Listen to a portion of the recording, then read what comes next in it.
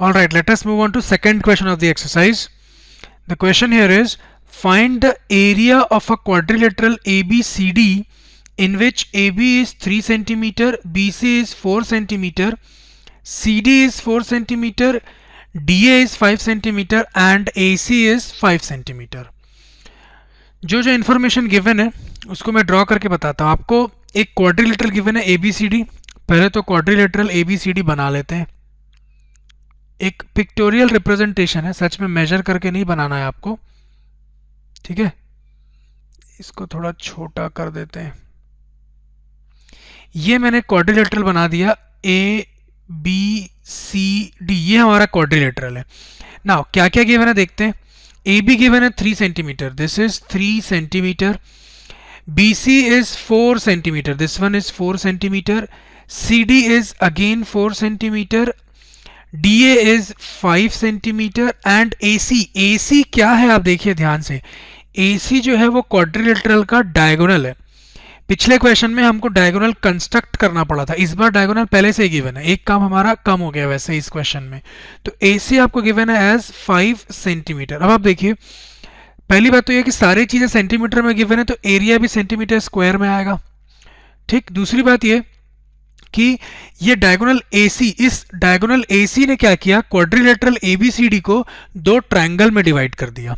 मैं उसको लिख के आपको समझाता हूं, आपको एग्जाम में भी लिखना चाहिए. AC divides the quadrilateral in two triangles. What are the triangles? Triangle ADC, देख सकते हैं आप, ADC and triangle ABC, this one, triangle ABC, ठीक. तो हम क्या करने वाले हैं, आपको लॉजिक समझ में आ गया होगा.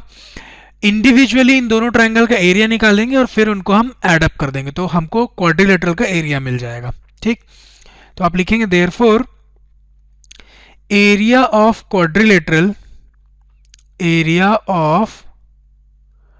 quadrilateral is equal to area, थोड़ा अच्छे से लिखने की कोशिश कर रहा हूं, is equal to area of triangle ADC plus area of triangle ABC, ठीक.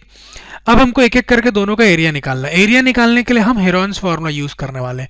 हेरॉन्स फार्मूला क्या था, हेरॉन्स फार्मूला आपको बोलता था area of triangle is equal to under root of s into s minus a into s minus b into s minus c. तो हम individually काम करते हैं. सबसे पहले मैं ऊपर वाला ट्रायंगल की बात करता हूँ, ट्रायंगल ADC की बात करते हैं.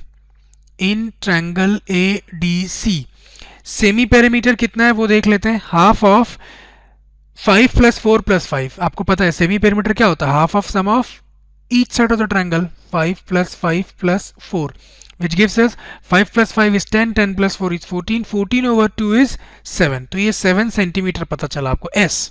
therefore area of triangle A, इसको अच्छे से लिख देता हूं, therefore area of triangle ADC is under root of, जहां जहां S है वहां आप 7 पुट करिए. 7 इंटू 7 माइनस, मैं इस 5 को A मान ले रहा हूं, 7 minus 5 into 7 minus 4 into 7 minus again 5.